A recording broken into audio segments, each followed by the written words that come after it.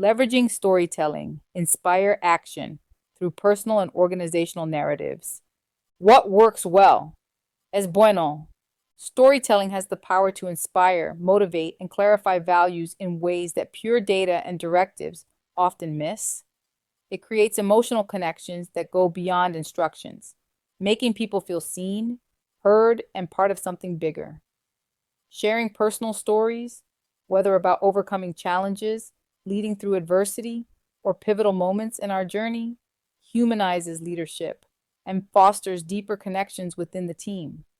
It's not just about recounting experiences, it's about crafting a narrative that aligns with the team's reality and drives meaningful action.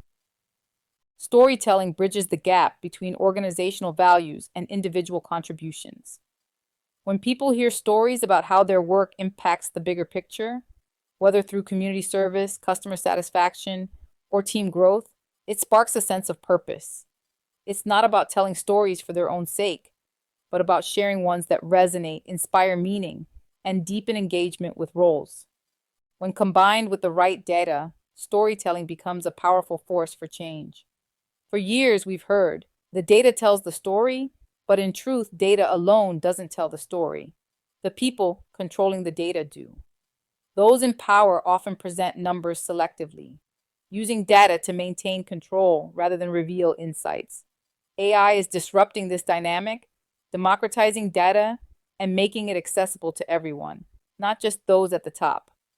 With AI-powered platforms like Power Business Intelligence, BI, organizations can break down complex trends and track progress in real time. This transparency empowers employees to tell their own stories, grounded in facts, and hold leadership accountable.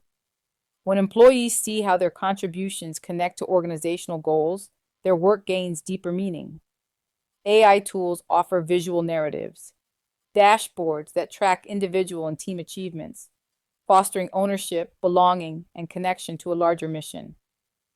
AI also opens doors that were long closed. With transparent leadership and accessible data, employees can track disparities in pay, promotions, and turnover, revealing which departments rely on optics and performative gestures, rather than true inclusion. As DEI metrics come into view, stories of real impact emerge, and they demand change. This is where storytelling intersects with justice. With data in hand, employees can advocate for fair pay, career advancement, and equitable treatment, because the numbers are no longer controlled by the few. Ultimately, storytelling is about more than words. It's about creating narratives that drive real change, connect people to purpose, and inspire action with clarity and conviction. Done right, storytelling becomes a tool for transformation, propelling individuals and organizations forward, much like the unstoppable momentum of a fast car driving toward a better destination. The real power of AI isn't just in crunching numbers, it's in telling the right stories, stories that reflect the lived experiences of those ignored, marginalized, and silenced. When DEI metrics are transparent, leaders can no longer pretend everything is fine. Exit data uncovers patterns of exclusion, burnout, and toxic behavior, forcing organizations to confront the realities they've created. AI provides facts, not just anecdotes, to hold them accountable. But data alone isn't enough. We need courageous leaders willing to listen to what the data reveals and act on it, even when it challenges their authority. Leadership isn't about controlling the story, it's about embracing it, even when it's uncomfortable. Real world experience. One moment stands out vividly. We were in the middle of a grueling project. Morale was low, and every step forward felt like a struggle.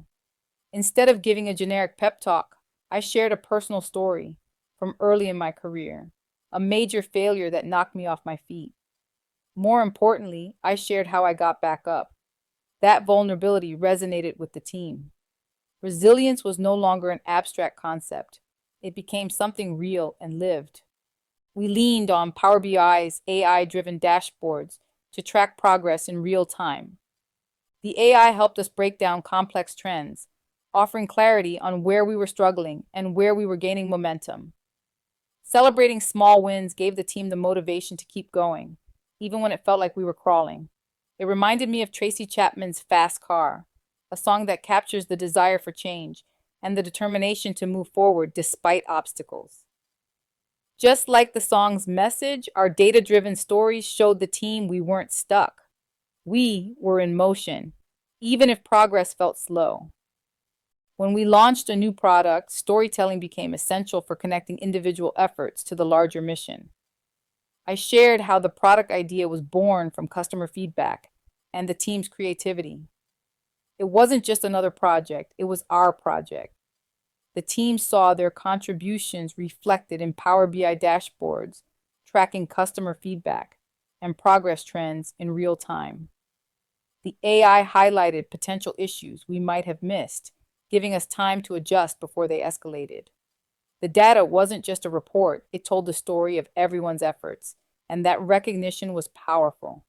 Knowing the impact of their work kept the team engaged, reinforcing that they were part of something meaningful. On another front, I recall how early in my career, I began connecting these dots, first on paper, then through Excel pivot tables. These confirmed the troubling patterns I had sensed: disparities in pay, turnover, and promotions that were too significant to ignore. I remember thinking, why aren't we tracking these metrics ourselves? Yet, even when armed with the right data and a compelling story, leadership often failed to act.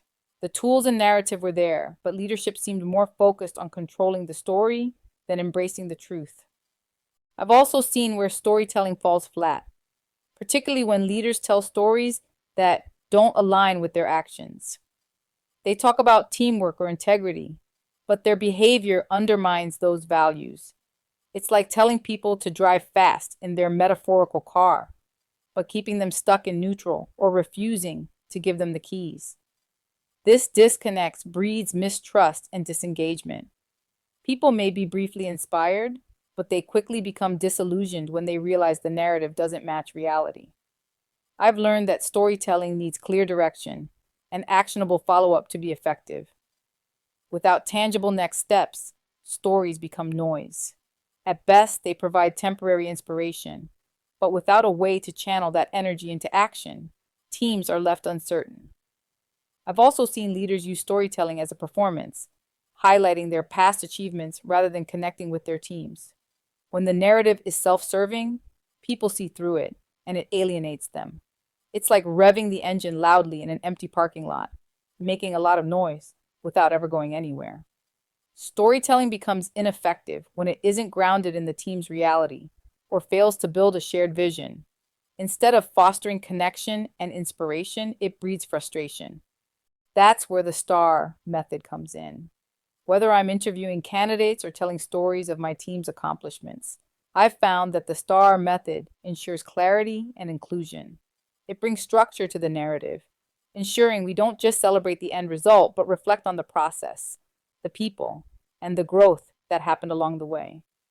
When I interview candidates, I use the STAR method to get beyond surface-level responses.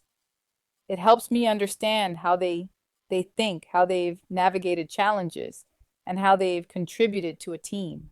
It's not about rehearsed answers. It's about uncovering real, meaningful experiences. This same approach helps me tell stories about the good work my teams have accomplished. The STAR method makes it easier to highlight contributions fairly, cutting through bias to show how collective efforts led to success. It ensures the story is about shared wins, not individual heroics. Leading a team through a Salesforce class implementation wasn't just about checking off deliverables. It was about navigating complexity, uncertainty, and shifting requirements while keeping the team aligned, motivated, and empowered. This project was no small feat, with over 400 business requirements and defects to manage, and new features being added 2 months before going live. It pushed us to our limits, but it was the strength of our collaboration, clear communication, and shared responsibility that pulled us through. I've seen firsthand how messy projects like these can get. But when you lead with intention and trust your team to own their part, magic happens. We weren't a team that just clocked in and out. We showed up, day in and day out, with a relentless drive to make this project succeed. After the dust settled, I didn't want the team's accomplishments to just fade into the background. I've learned that storytelling, done right, doesn't just inspire, it empowers. And the STAR method, situation, task, action, result, became my go-to framework to share our story. It wasn't about me, it was about showing the world what my team could do when we had each other's backs. Here's how I use the STAR method to capture our journey. Situation. We were tasked with delivering a seamless Salesforce solution for the US sales lifecycle. It was a beast of a project, over 400 business requirements and defects. New features dropped on us 2 months before going live, and no room for error. The stakes were high, but so was our determination. What worked? Making it clear that this wasn't just a me problem, it was a we problem. We faced these challenges together. Task. Our mission was clear. Deliver a flawless Salesforce implementation, including automated lease pricing, while juggling late-stage requirements. Every single one of us had a role to play. Success wasn't something we could achieve individually. It had to be a team win. What worked? Laying out the goal in a way that made everyone feel responsible for the outcome. The win belonged to all of us, and so did the work. Action. This is where we rolled up our sleeves and got to work. We didn't just tackle the technical stuff, we communicated, collaborated, and solved problems together. From managing scope to handling resources to daily check-ins, we had each other's backs. Our collective effort drove us forward. What worked? Highlighting the teamwork. This wasn't about one hero. It was about how everyone contributed to getting the job done. Result? We delivered on time, resolving over 130 critical defects and hitting 95.5% course completion for end-user training. And it wasn't just about ticking the boxes. We built something stable, something that worked. We delivered results that spoke for themselves. What worked? Making sure the team saw this as their win, because it was. Every single one of them made it happen. When I look back on that project, it's not just the result I remember. It's how we came together as a team. The STAR method didn't just help me tell the story. It highlighted the power of collaboration and how success is built on collective effort, not individual praise. Telling these stories wasn't about boosting our accomplishments. It was about giving credit where it was due and ensuring no one's work was overlooked. In our post-mortem reviews, this approach helped us reflect on how far we'd come, how much we'd grown, and how we could keep improving. In the end, what really matters is lifting each other up, recognizing every contribution, and showing that success happens when we stand together. The STAR method works because it keeps the focus on the team, demonstrating that success is rarely about one person and almost always about collaboration. In workplaces where fairness and inclusivity matter, this kind of storytelling strengthens bonds and ensures that every voice is heard and valued. It grounds the narrative in reality, celebrates shared wins, and leaves everyone with a sense of accomplishment. Because real success doesn't come from one, it comes from many. What does not work so well? No bueno. Misusing data and storytelling add another layer to the problem. Leaders often invoke management discretion, not only to justify unfair pay or dismiss valid concerns, but also to manipulate data. They pull numbers from source systems, reframe them, and twist them to fit a performance narrative they want others to believe. These curated stories uphold the status quo, hiding inequities and masking dysfunction. When that narrative eventually cracks, the pressure shifts back onto employees until they leave, voluntarily or otherwise, leaving them to feel like they never really belonged. We've spent too long trapped in someone else's narrative, one designed to protect power and dismiss truths that didn't fit. Now it's time to write new stories, stories that reflect our experiences and show what equity, inclusion, and psychological safety truly look like. The data belongs to all of us, and so does the power to change the narrative. So now the question is, what will you do with the data? Will you let someone else control the story? or will you use it to challenge the status quo and build the future we deserve? The data is in your hands. It's time to tell the stories that matter, stories that create workplaces where every person belongs, every voice is heard, and every contribution is valued. Many workplaces don't see the full picture, but that doesn't have to remain the case. With the data in hand, we now have the power to tell the real stories and make change unstoppable.